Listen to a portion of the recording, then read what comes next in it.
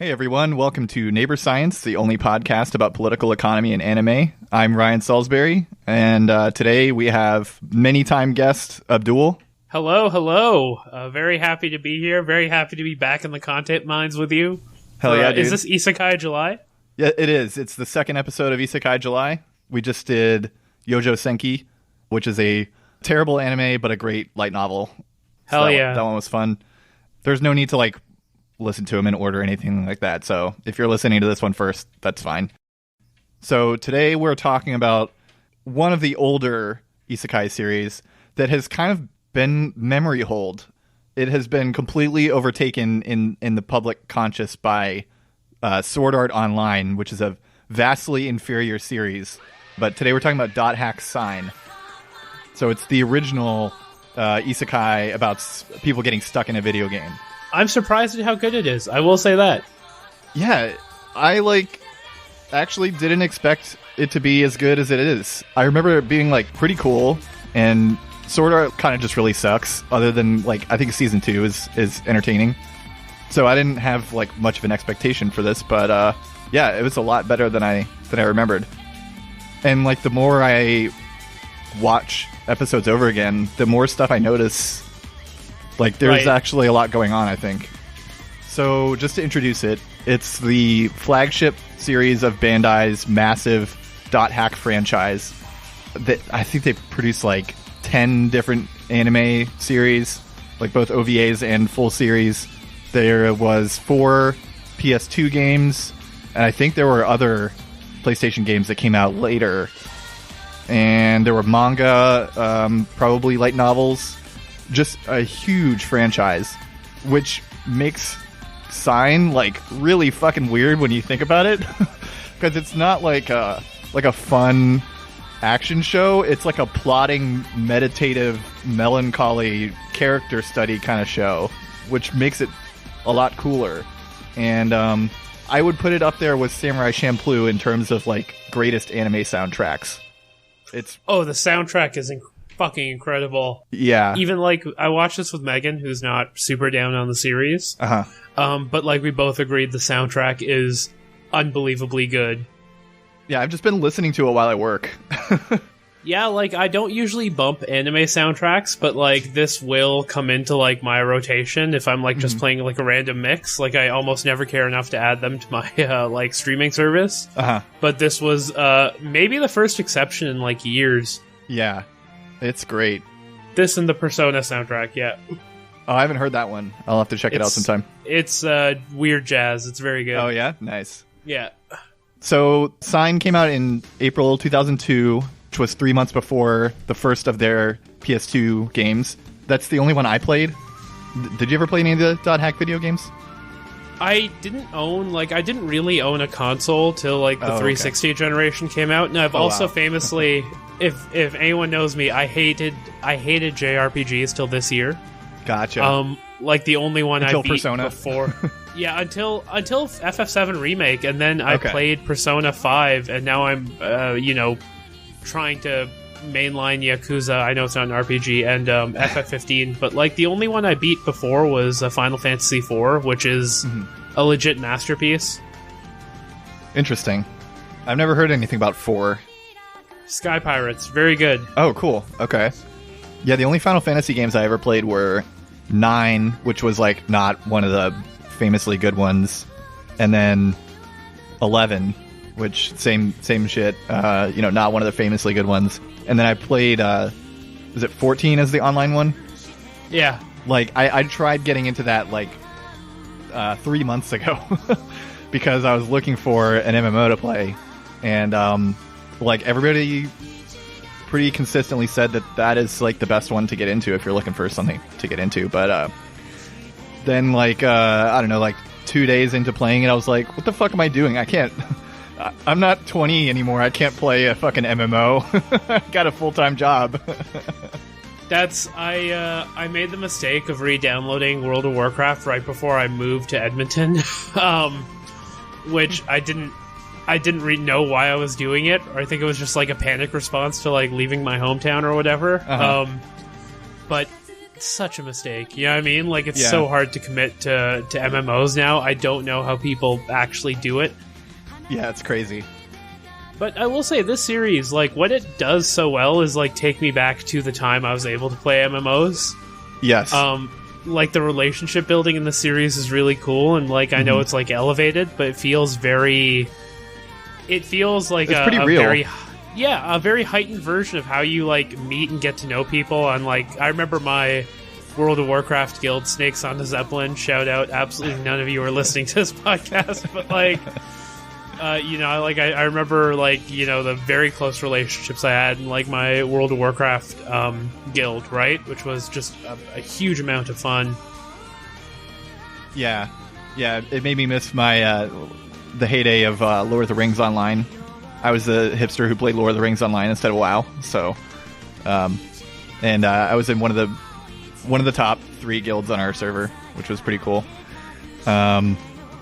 I was thinking about how realistic it is today when I was rewatching some of the middle episodes and like early and middle, and basically like 2 or 3 of the Silver Knights were talking about how they were basically in love with Subaru, and I was like, that's realistic. Yeah. The one girl in the guild has like 3 guys that have a crush on her. The OG Reply guys, actually, like, really, it was this was pre-Twitter, too. Like, I don't know if you ever played World of Warcraft, but that was... I played it for a little bit, but in BC. Okay, yeah, I was Burning Crusade / whatever came afterwards. Was that the Panda one? I can't even remember at this point. Yeah, I only played the one expansion, so I don't really remember much about it. Okay, it was fun when I played it, though. I was playing with my Lord of the Rings guildmates who got bored of Lord of the Rings because it ran out of content. We like beat everything and moved on to WoW for a bit. Yeah, like I remember playing like The Matrix Online, City of Heroes, and I kind of settled on WoW. City of Heroes kicked ass, dude. The character creator is still maybe my favorite. I know people say this all the time, like it's not a brave take, but like the character creator in City of Heroes is legitimately the best character creator in any game ever made. Yes. I made a Gundam one time, like the original Gundam. It's awesome. And also, just like what a great idea for a game, like pre Marvel Cinematic Universe. Just like you're not like there's that new Avengers game coming out where it's like, oh, you're playing as one of the 5 predefined heroes in this like persistent online like looter shooter world or whatever, right? And it's like, what a stupid idea compared to a game like City of Heroes, where you're just like, flying around the city, seeing all these other people on your server, like having a fucking great time. Yep. Right? Going through the sewers. I hate that. Yeah, it was the like Wild West of being online. Like that was genuinely the best time, where it's like you were on forums that no one else knew about playing. Yes. These like weird MMOs. There's not like you're not on Twitter. Yeah, this was really like during the golden age of MMOs. Like, I can't. I mean, if like Final Fantasy XIV is still the best MMO that's out there, like I think that really illustrates how far they've fallen. Yeah, absolutely. And WoW is re-releasing its original content, which is again like damn, incredibly stupid. Yeah. Yeah, I remember when Twitter first started, like PvP online, like now we're going into real, like, being on the internet hours. The like webcomic about video games, like Scott Kurtz, I think is his name, the guy who had to like write like an extensive 1,000-word like post on his blog of like what Twitter is and how it worked. Which is so funny, like, because this was at the same time I was playing WoW, and at the same time I was frequenting like the PvP forums and stuff like that. It's just so funny to like conceive of like how the internet has like consolidated somehow, like it's gotten smaller. You know what I mean? It has, yeah. All right, so let's see. The game, the first game came out in June 2002. So this is a pretty old show, almost 20 years old now. The video game was pretty good. It unfortunately was not an MMO. I think that would have made it like way cooler, but would have been probably too advanced for the technology at the time. with like the sorts of things they were doing with the game, like in the show. And let's see. Yeah. So weirdly, the only like real connection that Sign has to the rest of the franchise is like an OVA episode that's like at the end where it introduces the characters from the games who look basically like the characters from Sign with different colors. I mean, it reads if it's an MMO. Yeah, that's true. That's true. Yeah, so can't fault them for that. So just a little bit about the production. The show was created by B-Train, like B-E-E Train, which is a studio known for making like shows with the Yuri characters, like sexy women with guns who are lesbians. And that includes Dot Hack, actually, since Tsukasa and Subaru form a romantic relationship in and after this show. And the studio also did what was really popular at the time, Noir. That show was like all over New Type magazine around the time it came out, which I think was also around 2002. And its spiritual successors, Mad Lax and El Cazador de la Bruja, which were all sexy girls with guns in gay relationships. I'm looking at the poster for Noir now. Yep, that makes sense. It reads. Yeah. Do you recognize it at all? No, I don't. Like, okay. This is... That was like one of the first series that was coming out when I started like getting really into anime. Okay. Yeah. And Blockbuster started getting New Type magazine. So that's where I got it. Yeah, it was on the... like my era of watching Full Metal Alchemist and stuff like that. Like, that's where I was at in this time. Not I wasn't deep in the world, although now I'm getting to it, actually. Like, someone who's famously rejected anime, I'm starting to really love anime now. Awesome. Yeah, I think I'm gonna try and get into that trilogy, Noir and Mad Lax and stuff. It seems like it could be cool. Yeah. Especially since Una and I were talking about how they were saying that weebs complain about pacing and you should never trust their opinion on that. And they looked up one of the reviews for Noir, and one of the first things they said was they were complaining about the pacing. So they were like, oh, this show's probably good then. Yeah, weebs will never be happy, I think, is just the overall thing of this is like, weebs are, like, for the most part, extremely unhealthy about their, like proclivities in anime. Yes. And we'll get into that later when we look at a review. So the screenwriter for Dot Hack Sign, Kazunori Ito, also wrote the screenplays for Dirty Pair, which is a famous 80s movie, also sexy girls with guns. The Pat Labor movies, which I've seen, which are amazing. Yeah, they're very good. And the original Ghost in the Shell, like the fucking movie. Oh, hell yeah. Yeah, so like really powerful screenwriter for this. And then the music, as we already mentioned, is insanely good, and it's by Yuki Kajiura, who worked on a lot of B-Train shows, including those ones that I mentioned before, as well as Gundam Seed, which is not a good Gundam show, but it's Gundam, so that's important. As well as Sword Art Online and Fate Zero, and podcast favorite Puella Magi Madoka Magica. Oh, hell yeah.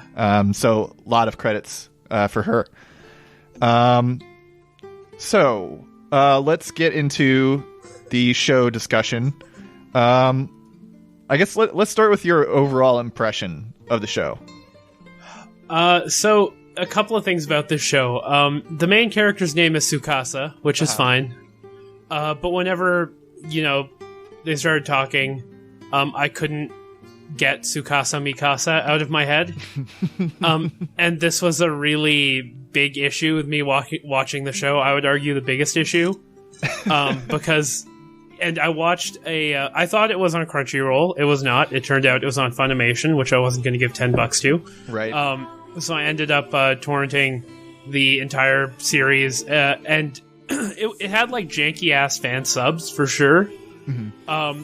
But I thought it was a fan dub at first because it's extremely weird. It's like very stilted, and it gets better as the show goes on. But every time what's the name of the guard again? Silver Knight. Yeah, Silver Knight was like, Tsukasa.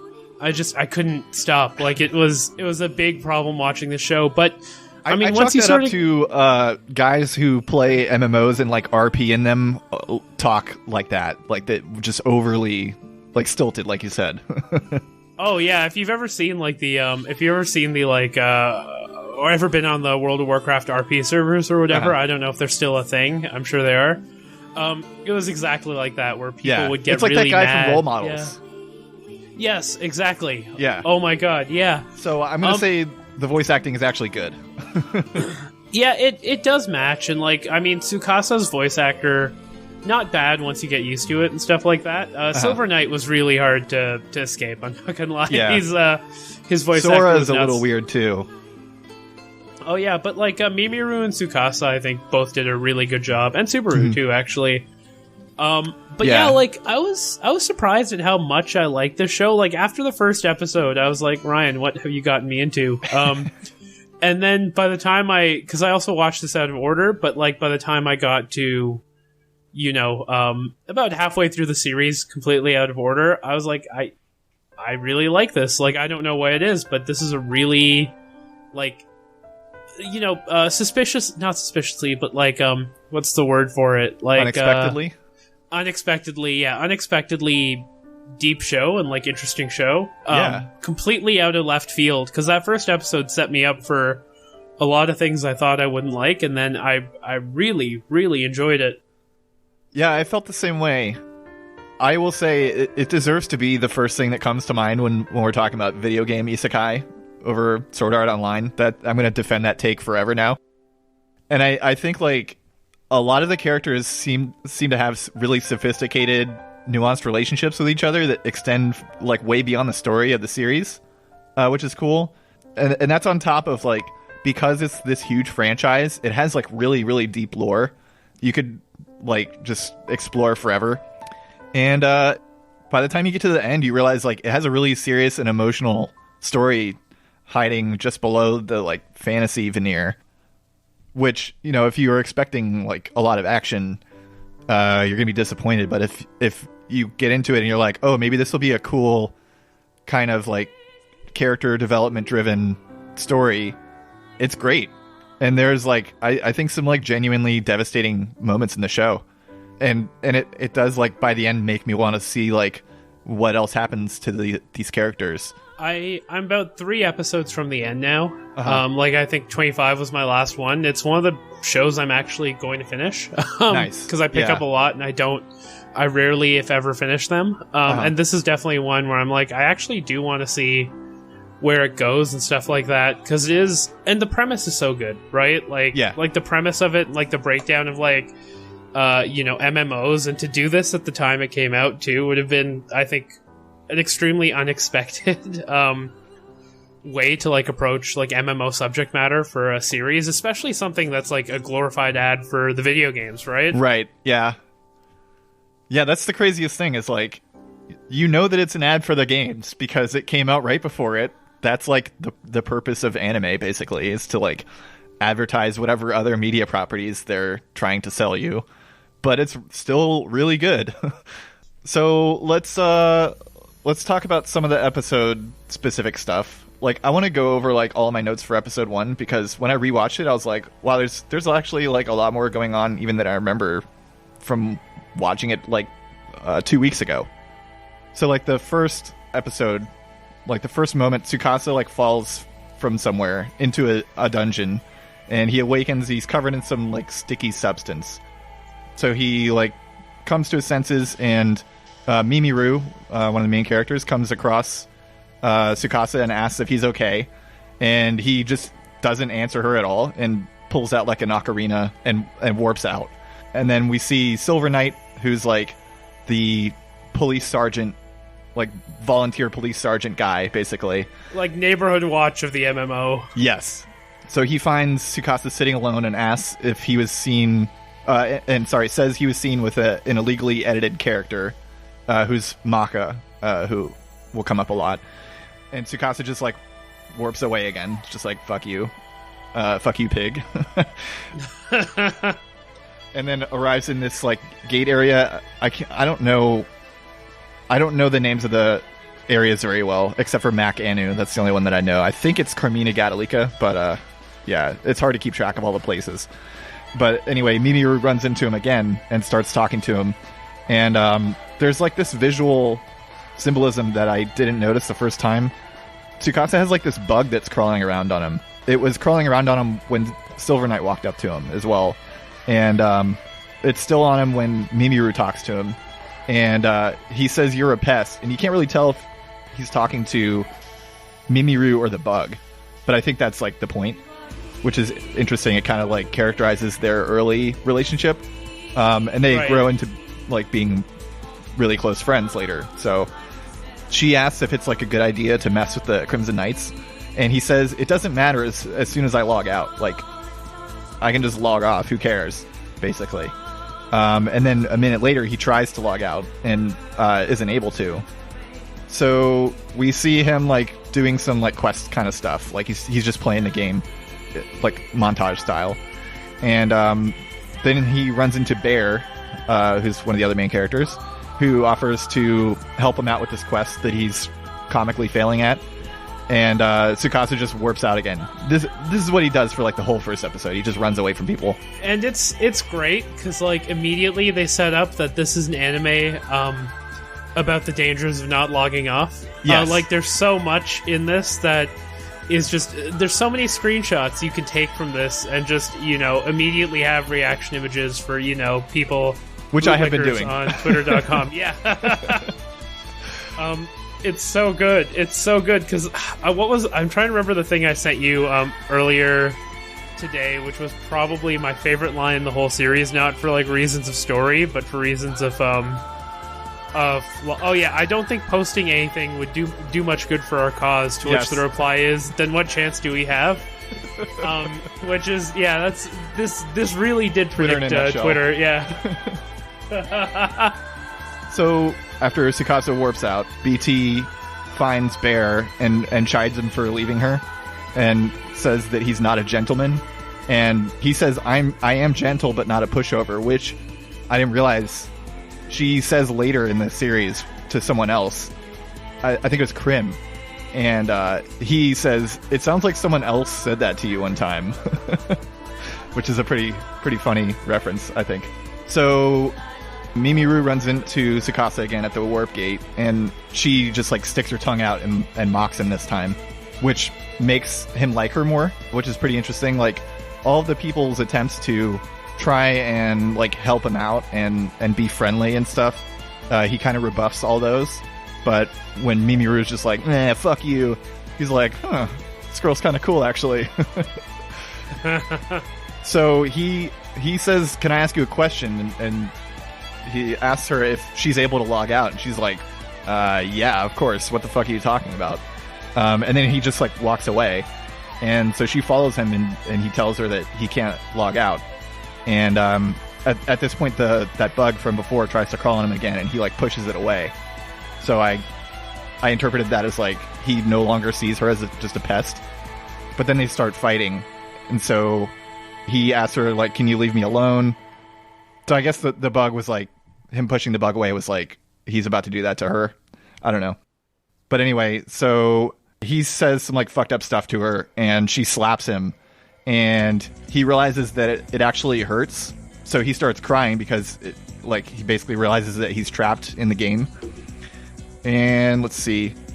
The next scene, Subaru and Silver Knight are questioning another player about Maka, the cat player, and he like got traded a like suspicious item or something like that.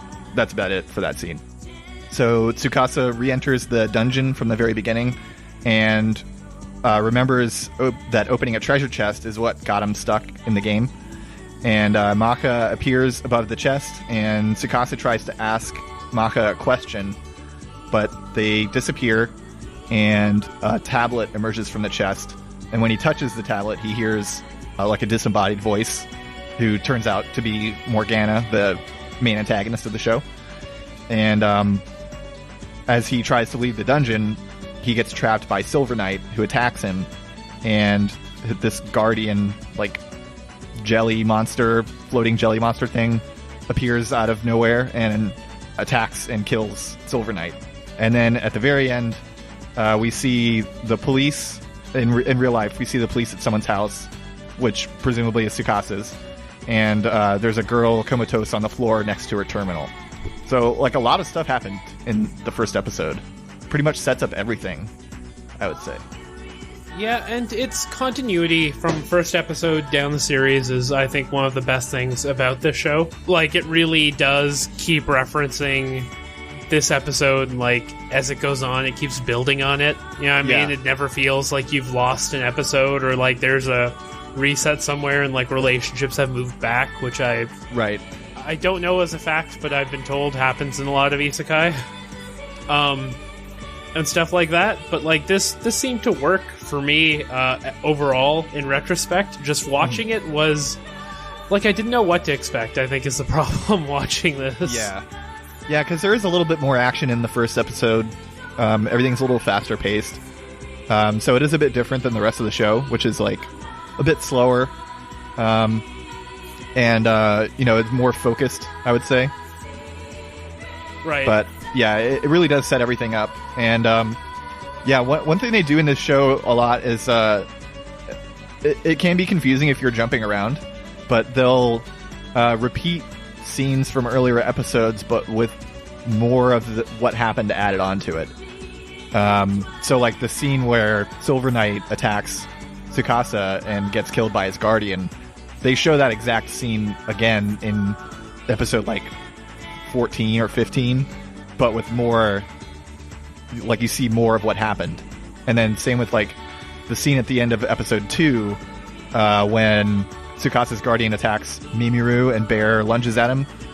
We see that scene like verbatim again in episode 3, but we see what happens after that, which is Maka stops it because they are in control of the guardians.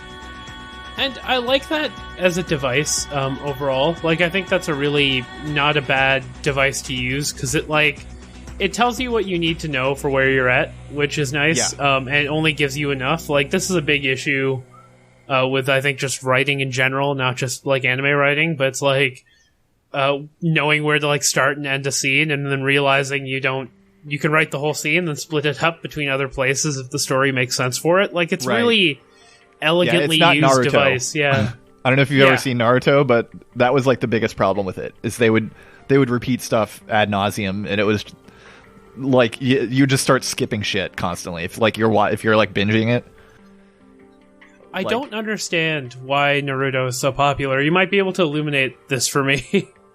We did an episode on it, and I love Naruto. It's great. It has like a really like solid overarching story, but I mean it's not the greatest show ever, but it's just like, some of the characters you just fall in love with, like Rock Lee especially. Love Rock Lee, and it just has like a lot of there's just a lot of good stuff to it. It would take too long to talk about it here, though. Okay, I recently started using TikTok because I want my data to be taken by the Chinese. I don't post to it, but it's just a good stream of endless content. But like anime TikTok seems to be about one thing, and that's Naruto, with the occasional One Piece mixed in. Interesting. Very, very odd, but understandable, I guess. Yeah, I'm surprised it's not more One Piece, because One Piece is still going, and Naruto is I think it's just in Boruto now, which I don't think anyone likes, really. Okay. One Piece will never end. I'm just going to sort of leave that there. So, one thing I'm curious about your take on it, what do you think of like how they portray real life in this show? Because they always use like the film grain and like silent movie type style to it.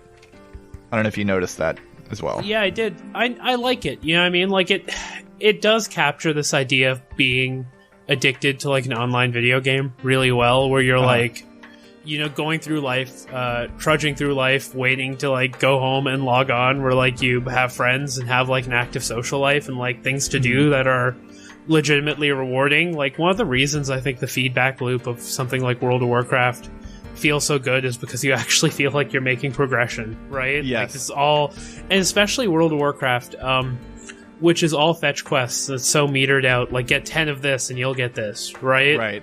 And stuff like that. It's like, I don't know, it captures it even today. Like, I don't even play a lot of video games, a lot of MMO. Well, I don't play any MMOs, but like, it's articulation of like real life as being like this thing you just have to do as you go through like your world, and especially as you it's find out less real. Like, I think that's kind of what they're doing with the film grain stuff. Is like real life is like less real than the video game. Which, I mean, of course, in this story makes sense because Tsukasa is stuck in the video game and it is more real. Well, it's also the fact that you're just like alienated from your labor and everything else, right? Yes. Like that is I think the thing this taps into so well is like these are all people who are just extremely alienated by everyone, everything in their day-to-day lives, so they like invest themselves as like fully formed human beings in the world of the game, right? Yeah, like the first time we see Krim, he's like super happy to be back in the game, and it's like you find out pretty quickly that it's because he was like on a business trip that he like, you know, he's like a company man, but he doesn't give a shit about his work. He wants to play the game. It makes so much sense. Like this series, like its best thing watching it in 2020 for me is like it really did take me back to like, you know, when I was playing World of Warcraft and stuff, like and I was sort of in the world of where I think a lot of the characters in the game are when, you know, MMOs were at their heyday. Like I was in high school working at Bath and Body Works, going to like the world's shittiest private school and stuff like that, where like I felt completely trapped by everything and like everyone around me. But it's like in the game you can just like fucking be whoever you want, right? Yeah. Like I play D&D and my character in D&D is the same character I had in World of Warcraft, right? Same name, same personality, all that shit.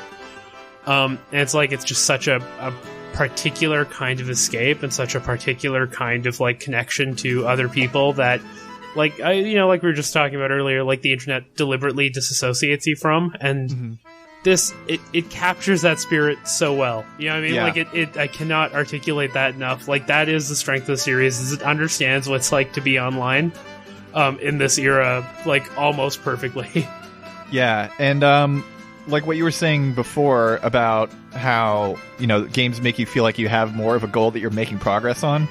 One of the like shorter sub arcs that happens is in episode 10, which is probably my favorite episode. It's all about how Bear is like kind of, he feels like a failure as a father, because in the beginning he's talking to his real life son through the video game, which is an interesting way to do it. I guess like kind of maybe symbolizing like how alienated they are from each other. And his son just asks him for money to buy a car, and Bear kind of hems and haws, and you know, he's clearly like divorced from his the kid's mom, and doesn't have a good relationship with his son. And later in the episode, he tries to build his relationship with Tsukasa, who's like becoming kind of his adoptive son, and he tries to say like, hey, like, do you have like a goal in this game? Like, it's a lot more fun to play the game if you have a goal to work towards. And Tsukasa, you know, in his characteristic personality, is just like, nah, fuck you, you don't understand me, blah blah blah, and walks off. But then by episode 13, they're starting the search for the Key of the Twilight, which is like the MacGuffin of the show. And Tsukasa asks, like, hey, if I help you guys find the Key of the Twilight, can I use it first? And Bear's like, oh, wow, you finally have a goal. That's great. And it's like, you know, I was pretty young when I was playing MMOs, but there are like paternalistic relationships that develop within them. Yes, definitely. Which also like has a dark side, because like there were definitely people who had like more loving relationships with people online than they had with like their own families and stuff. Yeah, which is like a big part of this show. Yeah, exactly. And I, again, like, you know, even not just Bear, but like, what's his face? Silver Knight? Yeah. Or Krim, yes. Krim is another one that, like, he's the one who has the offer to adopt Tsukasa, right? No, that is Bear. That's Bear. That's Bear. Oh, okay, yeah. Yeah, I mean, where he offers to like adopt Tsukasa and stuff like that as the show goes on, which I thought was really interesting. Like just to the point where like you're unable to conceive of these two worlds being separate, and in fact they're like leaking into each other, which I mean does happen. Like people meet in MMOs and they get married like years later or whatever. Yep.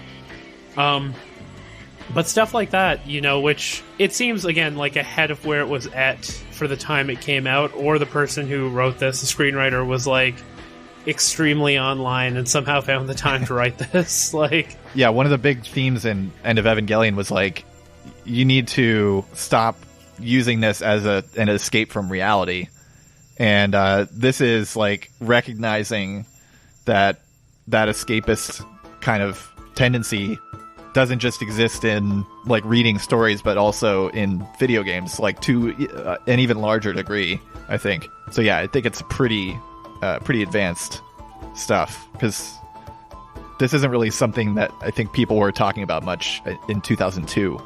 Yeah, and but I think the greatest part of the show is that it does understand this need to escape. Like, if not video games, it is also like a meta commentary on like how we even escape our lives, like IRC like chat rooms and stuff like that. It's not like chiding you. Like Hideaki Anno was like really scolding people for getting too escapist with anime, but this show is like more understanding and sympathetic. Yeah, I think. Absolutely. And I mean, what I also really like about it is that it's not like an indictment of any of these people either. You know what I mean? Like, it's not like that. It's not like polemical in the way that like Hideaki Anno likes to make his work polemical. Like, it is an extremely thoughtful exploration of these sort of ideas, and especially in the way that these like relationships develop. Right? Yeah. It doesn't look down on anyone. Yeah, exactly. Like, I feel like it's a very empathetic show, whereas like a lot of similar stories can be sort of the opposite. Like, I don't know if you've ever seen like the David Cronenberg movie Existenz. I haven't. No. Which is about people trapped in a video game. Very The Matrix, right? Huh. But it's like 1998, I think, is when it came out. Oh, okay. And it was also like ahead of its time, but it was also like very much like this is the danger, right? Yeah.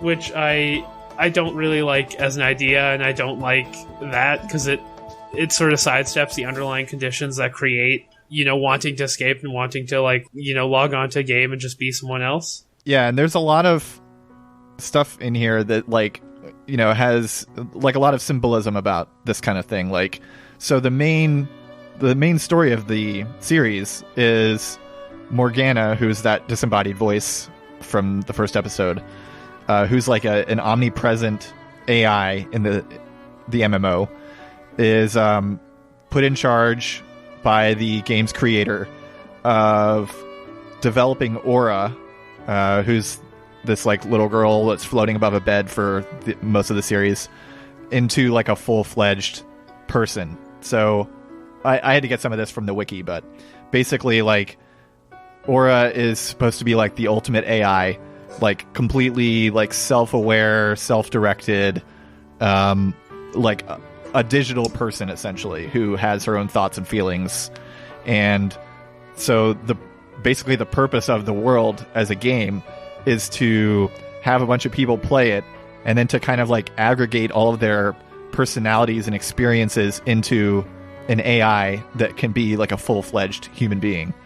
And there's actually like some really interesting stuff about how this is connected to like a radical ecology movement, but it's not in the scope of the series, so I won't get too into it. But interesting. Yeah, it's worth reading a bit about on the wiki. So Morgana, the AI in charge of awakening Aura, realizes at some point that once Aura awakens, there will be no point to having Morgana around because she already created the AI, and that's her whole thing. So she is trying to prevent Aura from awakening, and for whatever reason, it's not really explained, the thing that will determine whether or not Aura awakens is Tsukasa's development. And so the more desperate Tsukasa is, and the more depressed Tsukasa is, the less likely Aura is to wake up, and the longer Morgana is able to live. So her whole thing, like all of her machinations in the series, are trying to prevent Tsukasa from logging off, which is really interesting. Really fun, and also really funny. You know what I mean? Yes. Like,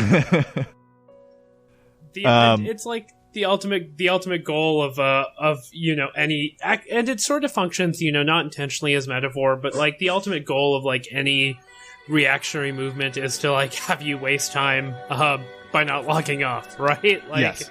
Having you completely divested from you know, material place where you can like affect change or something like that. Yeah, and like my interpretation of the whole thing is like it gets into McDonald's rule. Is that what it's called? Yes, McDonald's the McDonald test, which McDonald test, yeah. For those who don't know, the McDonald test is on Kino Lefter, is a theory that every film made after a certain era is about overcoming toxic masculinity with your found family. Confronting toxic masculinity with your found family while overcoming childhood trauma, which I would argue hits like 99% of media created in the world. Yeah, and it's supposed to be after the like since the financial crisis, but this predates that by quite a long time. But that is really like what a lot of the story is. So I guess I'm going to spoil some of the ending for you, but I mean, I do that on every episode of this fucking show. So so we find out Tsukasa is like, she's in real life, Tsukasa is a girl. She has abusive parents. She started playing the world to escape her abusive parents. So she's basically a runaway child in the game world. And so Morgana becomes her adoptive mother in the game, but is also an abusive parent who prevents Tsukasa from logging out, which symbolizes going home. And she gives Tsukasa a guardian, which I think symbolizes like an adoptive father, that doesn't hurt Tsukasa like her real father does, but does hurt her friends and others around Tsukasa. Meanwhile, Bear acts more like a model father, like a really genuine, caring father, but also as a way to compensate for his own shortcomings as a father in the real world.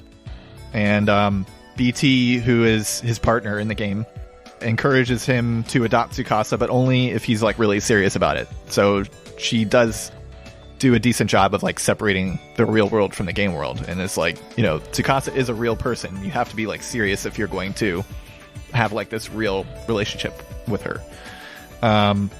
So she does this not only because Tsukasa needs a parent that isn't abusive, but also because Bear needs a second chance at fatherhood that he can get right.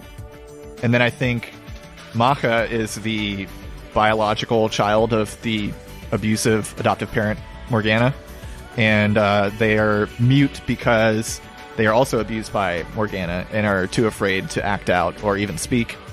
And yeah, Maka is basically in charge of making sure that Morgana's plans go smoothly and Tsukasa's never able to log out.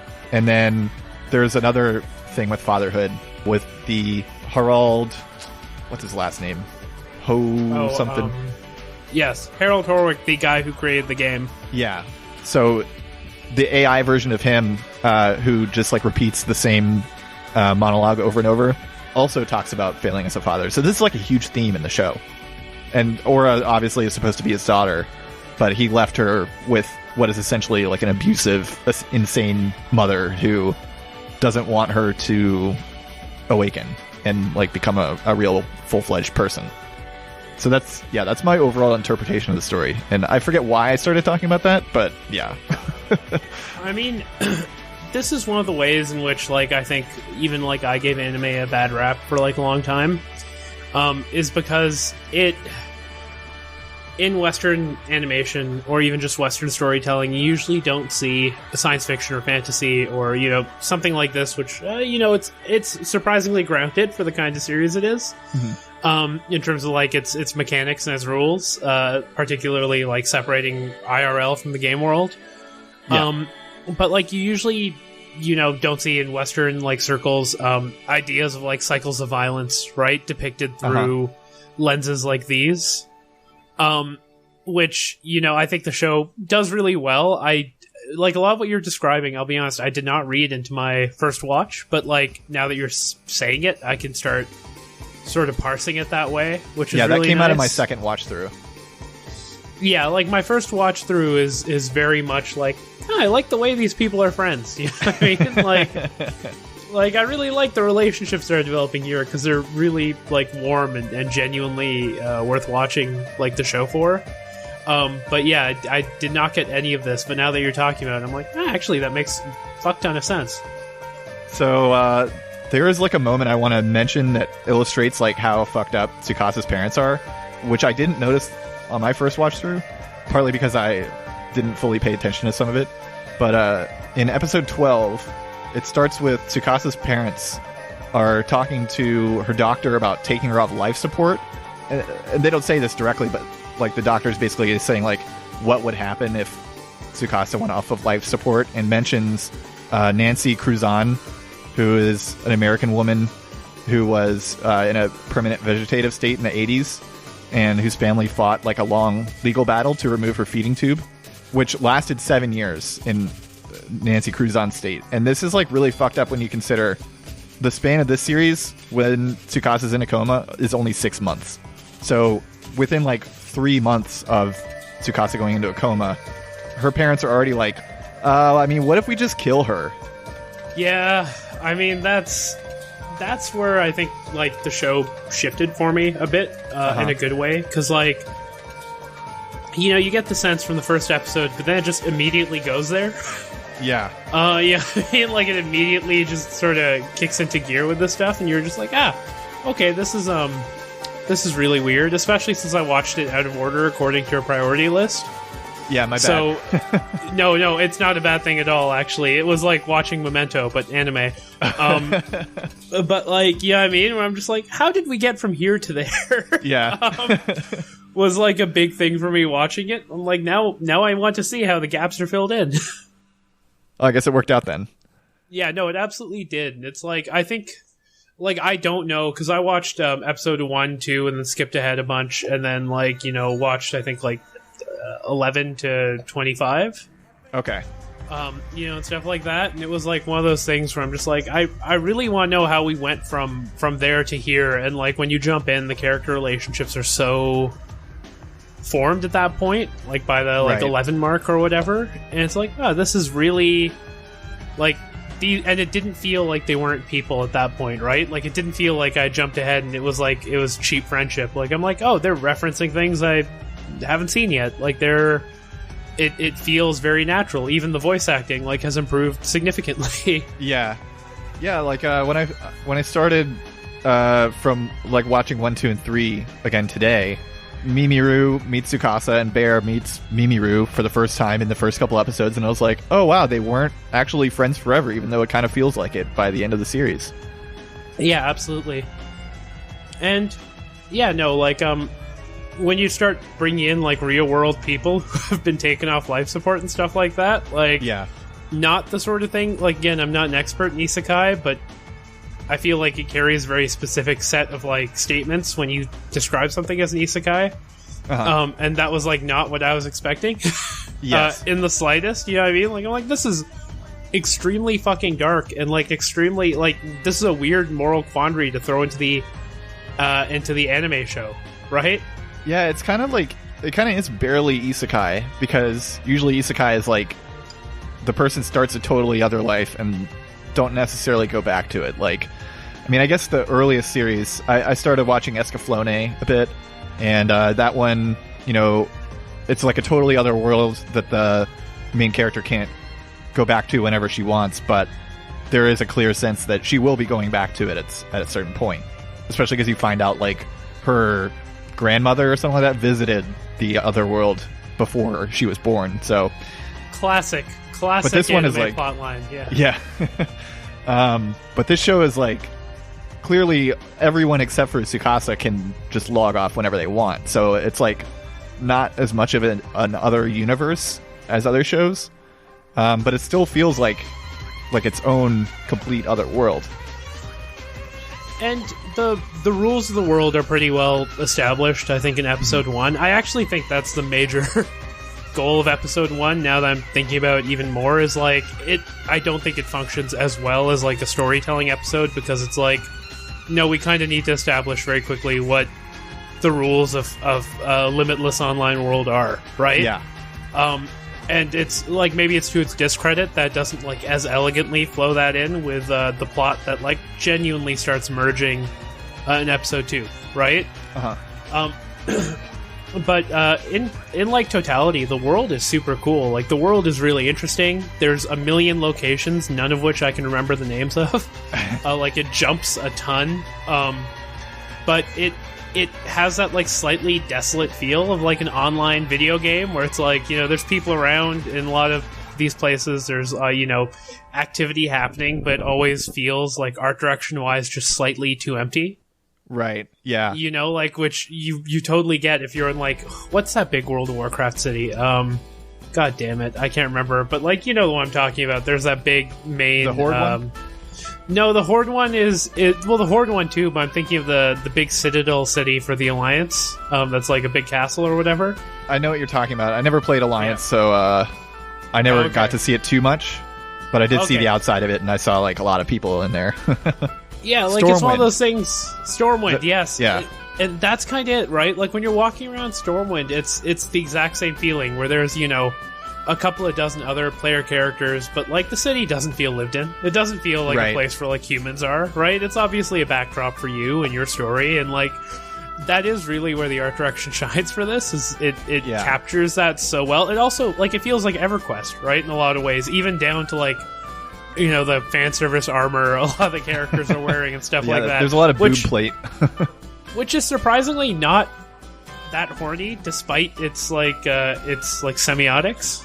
Yeah, that's something I really appreciated about this show, because almost every other isekai is like wildly horny and just too much. Okay, good to know. Because like, yeah, I have no like reference for major or popular isekai. Like, I did some research before I watched this just to sort of know what I was getting into. But yeah, like, Sword Art Online has a lot of like straight on like crotch shots of women and stuff like that. Just way too much.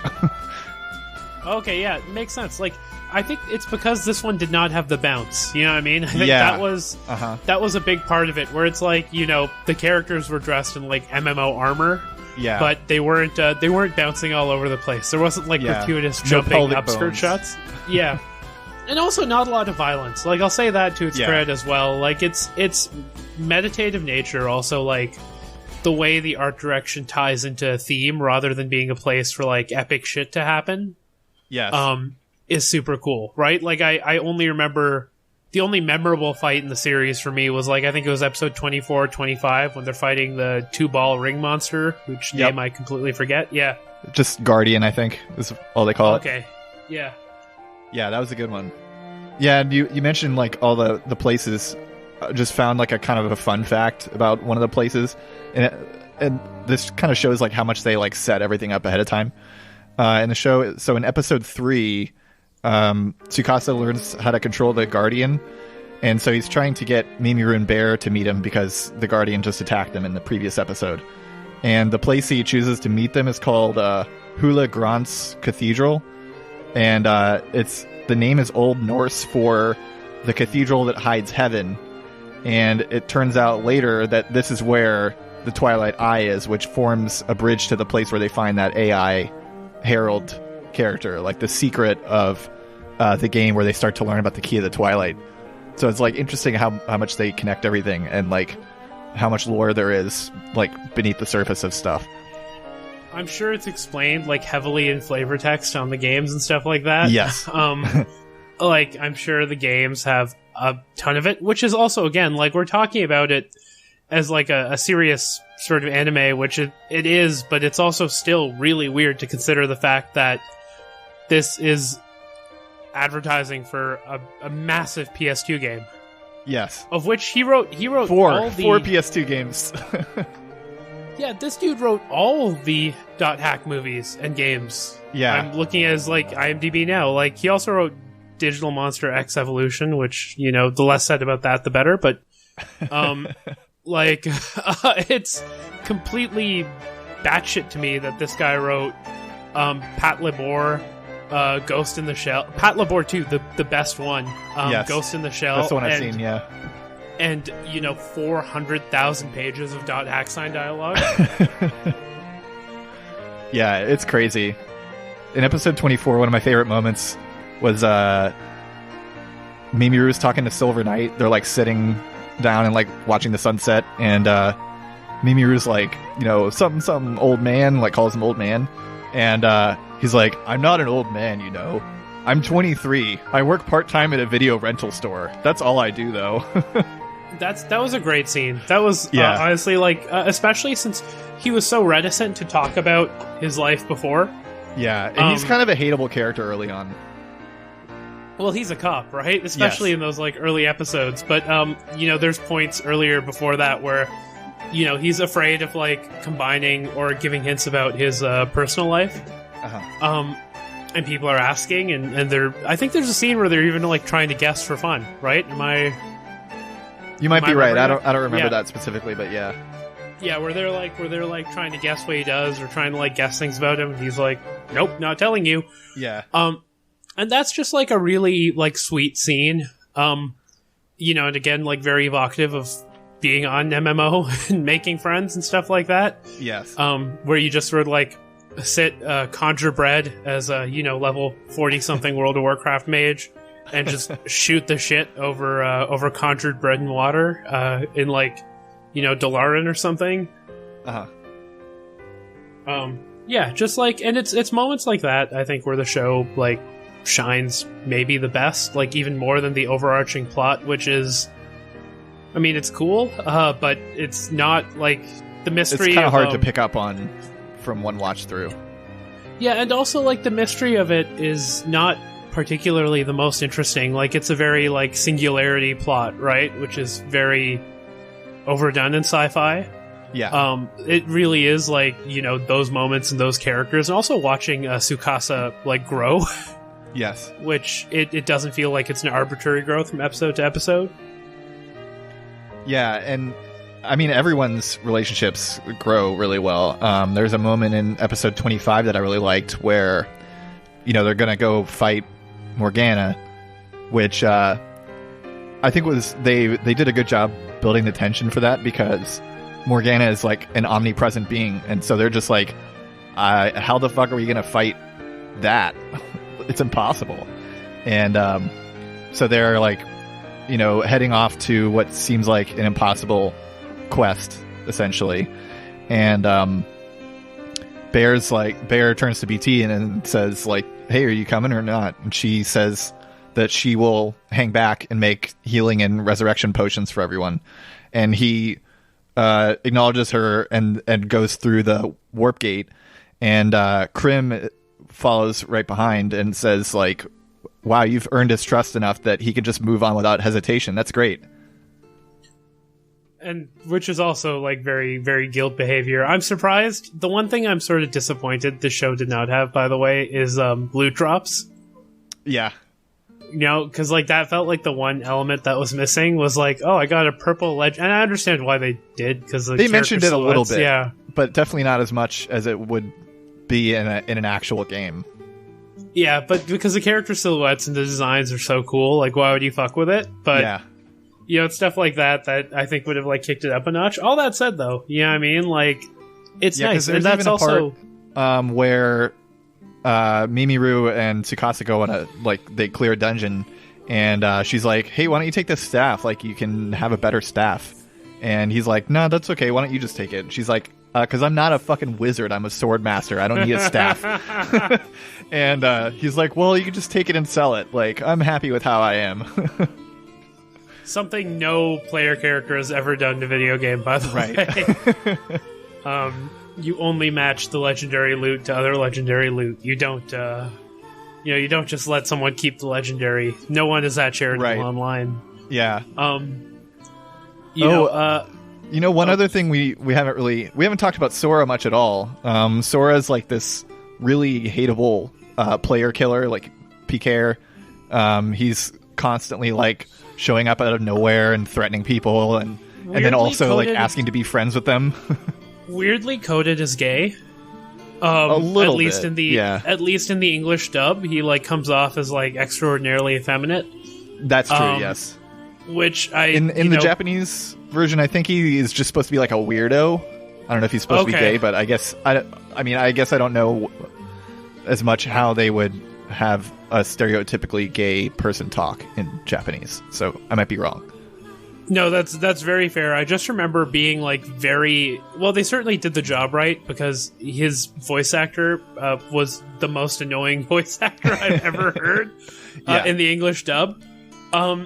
He sort of confused me a whole bunch. Like I didn't really get why he was there. Like I know he's supposed to be a griefer or of some kind, right? Yep. But like. That episode run from like 22 to 25, like a bunch of it is just him on a bridge. You know what I mean? Like arguing. Yeah. And stuff like that. And it's just like, I mean, I guess you're okay, but like you are like easily the least interesting character in this like part of the show or whatever. Well, so one thing that is really interesting though, and I've had multiple different subtitle tracks on in this scene, so some of them don't actually translate this part, but close to the end, Morgana like data drains Sora and he falls comatose, like his player falls comatose, and the camera pans up and there's a poster on the wall. And it's a 4th grade class schedule. So Sora's player is only 10 years old in real life. That gives it a dimension. That is really fucking cool, actually. Yeah. That like made me like him more because I was like, oh, damn, it's just a kid that doesn't know how to make friends. That's Sora. And who also like quite doesn't get that you can be online without being annoying, right? Like you don't have to be looked at every point.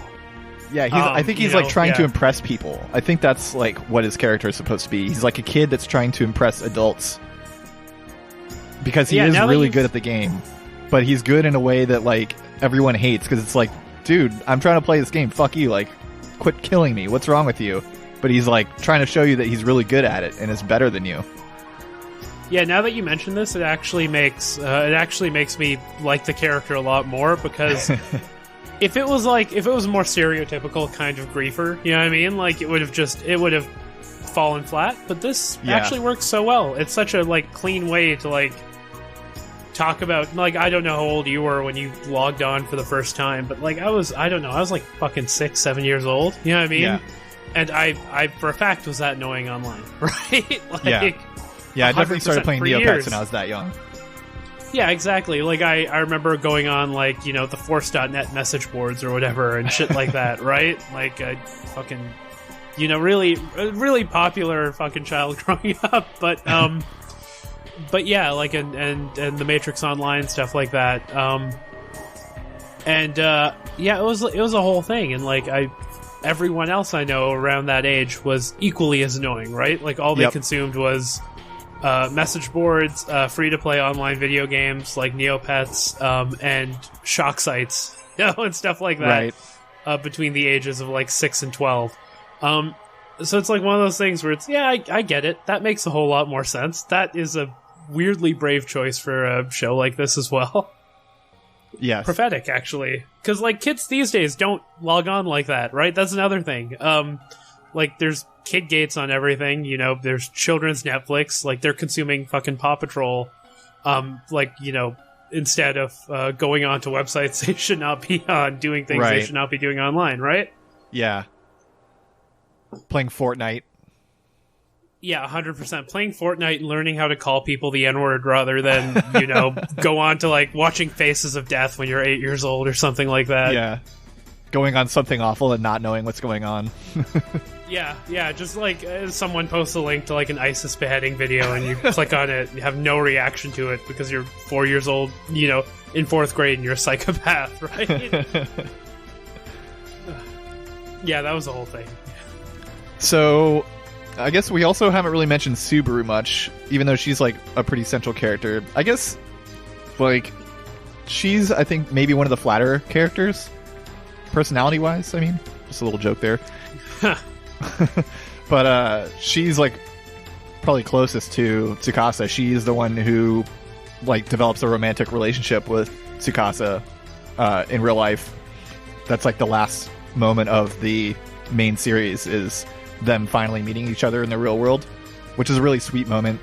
Tsukasa says, "Tadaima, I'm home," and Subaru replies, "Oh, I said replaces."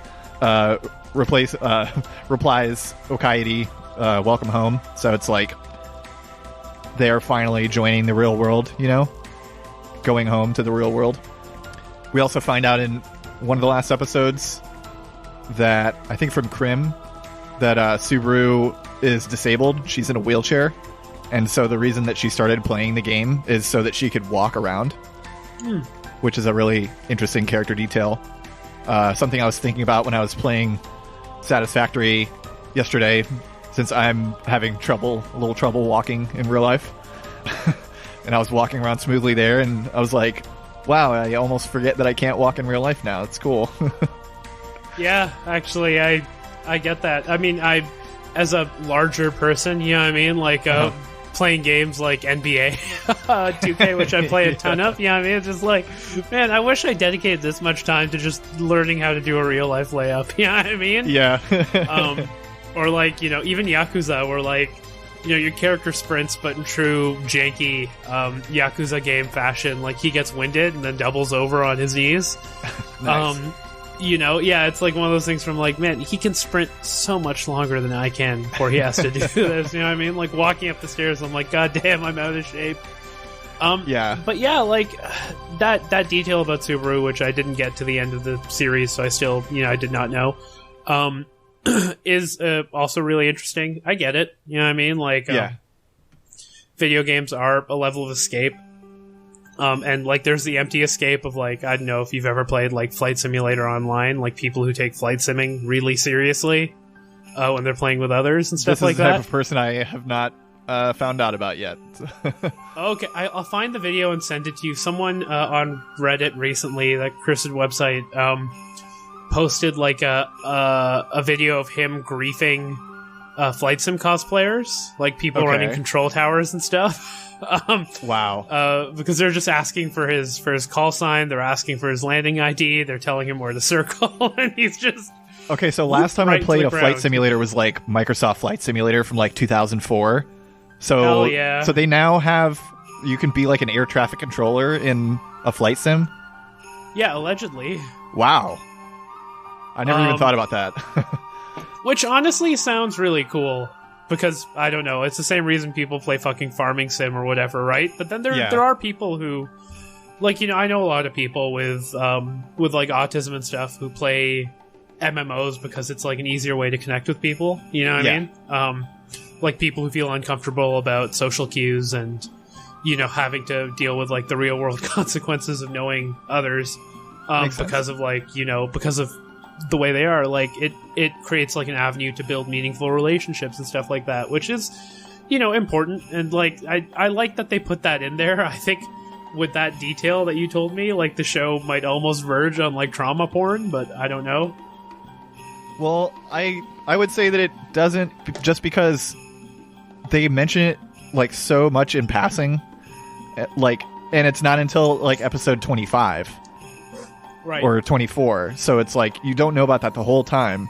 And then Krim just mentions it in one scene, and he even says like she never told me that, she never like volunteered this information. She was sick one time and couldn't make it to a meeting that we planned. And I had to keep asking her like what's wrong until she finally said like I can't really walk, I'm in a wheelchair. How the fuck did I miss this? You might not have gotten to it yet. It might be in episode 25 or 26. Okay. Because like I watched a 25 and I'm like, wait, I should remember this. But yeah, and then you, you see her in real life in like the very last scene of the series. So you see that she's in a wheelchair, but other than that, it's never mentioned. So yeah, I don't think it's it's doing a trauma porn thing. Maybe with Tsukasa's story, but I think there's Tsukasa can get away with it because she's the main character. Yeah, there's a good reason for it. Before, do we want to talk about the review, which I'm very intrigued in? Yeah. Where did you find this review? So I get all of my reviews pretty much from My Anime List. So this one is from My Anime List. It is by Kanye West. That is the person's name that they actually use on the website. Okay, but it's not the Kanye West. No, unfortunately. Okay, because I don't know if you've read Kanye West's review of Akira, but like, well, maybe it is a weeb. I don't know. I'm sure it isn't. I'm sure it isn't. But like, Kanye is an out and out fucking weeb. Like getting Murakami to design his album covers is giving him a TV show now and stuff like that. Like, damn, man loves anime, right? So for a second, when I read this, I'm like, oh, is this the Kanye, like presidential candidate 2020 Kanye West? Like, the ultimate accelerationist candidate. I will be voting. I will be, doing voter fraud to vote for Kanye. So let's just treat this as if it is really Kanye West. It'll make it a little more fun, I think. So Kanye rated it a 5. Out of 10? Not great. Out of 10. Yep. Not great, not awful. Even though they start off the review with, okay, well, this anime is kind of awful. I love that. I love the way IGN has ruined our ability to rate things, because anything below a 7 is just immediately bad. Yeah. Like, people give like Pitchfork a lot of shit for having these like very esoteric review scores, but at least they treat a 0 like a 0 and a 10 like a legitimate, all-time masterpiece. Yes. And usually give everything, like, to them a 6 is a good score, right? Right. And like, for some reason that's been, well, Pitchfork is pretentious, but their like scoring system is not. In fact, it's the opposite of pretentious. Yeah. Like, I think a 5 is a good score. If something gets a 5, it's like, oh, it wasn't like, it's entertaining. It wasn't art, but it's entertaining. Yeah, you watch it once, you like it, and then don't come back to it again. Like, it's one of those, right? Yeah. Okay, so they say this anime is awful, even though they rated it a 5. And so they said, chronologically, this isn't even the first in the dot hack timeline, because Bandai keeps tacking shit onto this franchise, which they planned. Anyway, it's basically about what would happen if Shinji Ikari played video games. So, this is a trope that I found in these weeb reviews. Anytime a character is sad and male, they're Shinji Ikari. They must be a Hideaki Anno character, but worse. Yes. Because, again, so if someone's depressed, they're doing... I made a tweet about this, but it's like they're a cheap ripoff of Shinji Ikari. It's like libs comparing everything to Harry Potter. It's the exact same energy, where it's like you've watched one anime, and that is the benchmark. Like, I'm begging you, please watch another anime. You know what I mean? Please refer to anything but Eva, right? Yeah. And that's actually the reason that I did not want to watch Evangelion for the longest time. I love it now, but like, the fans really turned me off of it. But, Netflix putting it out really changed the online conversation around Eva, I think, because it's no longer this like special sort of bootleg thing that you and a select other class of people know. Now it's democratized, and I'm sure the weebs hate that too. But yes. Okay, so Tsukasa, the main character, wakes up in the world, the first virtual reality Momorpaga since some super virus stomped all over the internet, which that is in the deep lore that you don't find out in the show, I'm pretty sure. He can't remember how he got there or who he is, and soon discovers that he can't even log out of the damn game. After running into some douchebags who want to jump his ass for supposedly hacking, he acquires some wacky-ass Jello bullshit that flies around and kicks people's asses for him. From there, Tsukasa and his friends attempt to figure out the reason as to why he can't log out, and end up unraveling the dark secrets about what the world really is. Sound cool? I thought so too.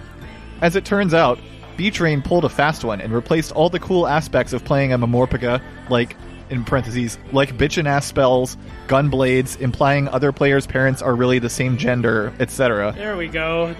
There's the mask off moment. You know, the most, like, there's so many reactionary subgenres of people, but, like, weebs specifically are enigmatically reactionary, especially in regards to their relationship to, like, gender and sex politics, right? Like, it's just absolutely batshit.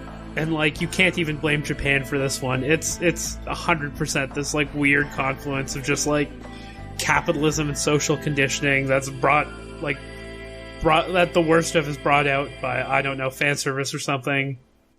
And it's going to get worse in a little bit. Oh, hell yeah. So, cool aspects of playing Memoria with half-assed attempts at exploring the concepts of escapism. Really half-assed, as we just talked about. Yeah. And how interpersonal relationships affect us as humans. Now, I consider myself a sophisticated member of society. You should not. Milady. I have no problem with slow-paced, character-driven shows, but if I'm going to be watching a show that's 85% dialogue, I'm expecting a lot more in terms of plot and character development than what I was given. I want to sit this person down and make them watch the fucking Sopranos or something and see what they say. Yes. Yeah, because as a comment here I put, when they said I have no problem with slow-paced, character-driven shows, I said, it seems like you do and are a dumbass. So, God, here's the really bad part. They even managed to fuck up the lesbian undertones by making one of them a cripple. Come on, B-Train, cripple porn? I never thought you'd sink that low. I mean... I consider myself a sophisticated member of society. I love that. I also love the sense of entitlement that mega fans have of things. You know what I mean? Like, Yes. I love that aspect of it. Like, B-Train is reading this My Anime List review, and they're like, damn, we really fucked this up. Yeah. It's just, like, incredible. You know, we've talked about this on one of the last times I was here, right? But, like, you know, I go back to that Roger Ebert quote about fans. Yeah. You know, where a lot of fans are basically fans of fandom itself. Right. You know, like, their objects of veneration are useful mainly as a backdrop to their own devotion. Anyone who would camp out in a tent on the sidewalk for weeks in order to be the first in line for a movie is more into camping on the sidewalk than movies. Extreme fandom may serve as a security blanket for the socially inept who uses a substitute for social skills. If you are Luke Skywalker and she is Princess Leia, you already know what to say to each other, which is so much safer than having to ad-lib it. Your fanish obsession is your beard. If you know absolutely all the trivia about your cubbyhole of pop culture, it saves you from having to know anything about anything else. That's why it's excruciatingly boring to talk to such people. They're always asking you questions they know the answer to. Right. Which is, like, again, like, very specifically articulated by reviews like this, right? Where it's like, he's just being provocative because he wants to show he's good at anime, right? Like, it's not even, like, a real thoughtful indictment of the show. Right. Yeah, this doesn't get thoughtful at any point. I mean, it does explain the 2015 masterpiece Yeezus, though. I mean, like, this is really a good intro to Kanye West's discography. Yeah, and that quote also made me think of Galaxy Quest. Yes. The part at the beginning when they're at the convention and they're asking all these dumbass questions about the show. Yeah. Which, I mean, I guess Ebert was probably referring to Trekkies with that quote, right? He specifically singles out Star Wars and Star Trek fans. Yeah.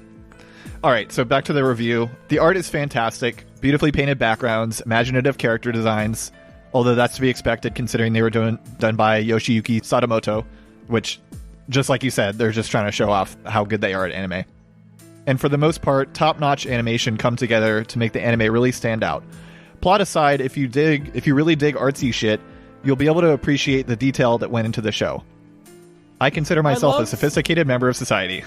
Yeah, I love this because, like, this is one of the things, right? Like, it's like, at this point, you're not even showing you're smart at things because, like, you would know who Yoshiyuki Sadamoto is.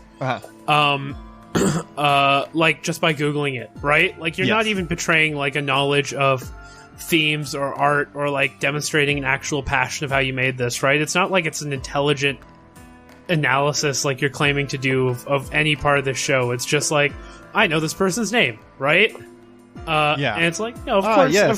Yoshiyuki Sadamoto, he did Final Stretch in 1981, Lonely Lonesome Night in 1981, Crazy Rider in 1981, Daikon 4, Royal Space Force. Yeah, and it's like one of those things where it's just like, dude, you're not like, this isn't a marker of like knowing things anymore, right? It's to just know the name. Like, I go back to like the Kino episode we recorded on Hamilton, where we were talking about like, the sort of immigrant rhetoric in it. And Jeremy from Ballin' Out Super made like a fantastically great like esoteric joke about the Triangle Shirtwaist Fire, which is probably the ballsiest joke in any podcast episode I think we've ever recorded. I'm really excited to listen to it. It's fantastic, but it's just like, that was like and I love Jeremy, I love Ballin' Out Super, and it's such a good example of like actual knowledge of something versus just being able to do referential knowledge, because it's like looping the joke around onto something where like you have to make the connection, and it's not just being like, hey, I know this thing, right? Which makes it like, it's very hard. Like, as someone who also consumes like a lot of like books and information, just like useless knowledge, it's something like, like I personally have to be aware of a lot when I'm like talking about things. Just be like, are you bringing up a name for the sake of bringing up a name, or are you bringing up a name because you're trying to speak to a larger point about something, right? So they say the sound is great. I'm going to skip ahead a little bit just so we can get it all in. As for the characters, they start off as your typical bunch of anime cliches, which this is another thing Una and I were talking about. Weebs will say that anything they've seen before is a cliche, and that makes it bad. So, typical bunch of anime cliches. But then the metric fuck ton of dialogue hits. I love that phrase, metric fuck ton. It is a great phrase. It is evergreen. And character development starts to make its way through. So they were complaining that there's not enough character development. Now they're like, oh yeah, there's all this character development happening now. Tsukasa starts off as a stoic jerkass who develops into Shinji Ikari Part 2. I love the French. That's how you know someone is cultured, when they refer to Part 2 as Part 2. Yeah. And I'm a sophisticated member of society. And I also commented, being sad equals Shinji Ikari Part 2. So Mimiru is the happy-go-lucky, only sane one. In parentheses, especially considering the dysfunction junction that is the rest of the cast. They're definitely most responsive to Mimiru, because Mimiru is just objectively the most fanservice-y character. Yes. Who plays the game for fun. So Mimiru plays the game for fun. Bear is the cool old guy / big damn hero / shepherd. I don't know who that's in reference to. Maybe from Mass Effect? I don't know. BT is the condescending information broker. Parentheses, who hates lettuce. Remember that. I don't remember that. That's a weird reference to make. How dare characters have like minor complications that round them out as people? Yeah, like quirks. Yeah.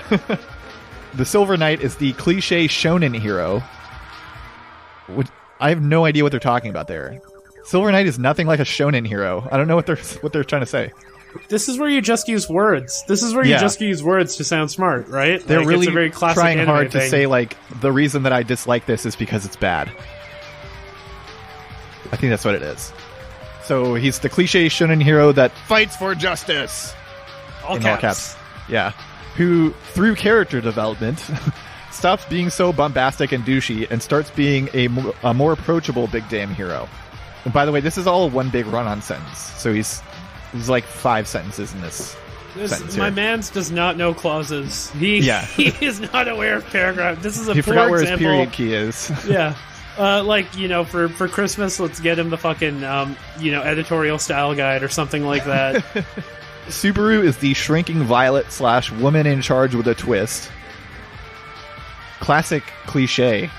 Krim is the ridiculously over-the-top large ham with unrealistic hair and an unnervingly large sense of honor. Which is an archetype and sort of cliche, but Krim's a good character. I liked him. Yeah. Helva is the hacker.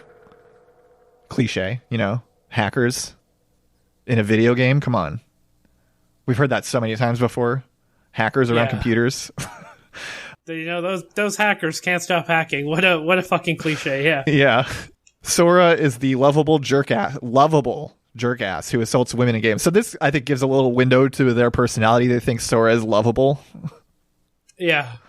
Just, again, just someone who perceives these people as like, oh, I'm supposed to like this person, right? And it's like, right. No, they're coded as the most annoying fucking character in this entire series. Yeah. Yeah, if you couldn't tell yourself, just listen to all the other characters in the show. So most of them seem to take more pleasure in standing around talking to each other about their real lives than in actually playing the game, though. I guess that's the point. Yes. Yes, it is. Seeing as the anime is all about interpersonal relationships, but it certainly does bog down the dialogue with a lot of useless information.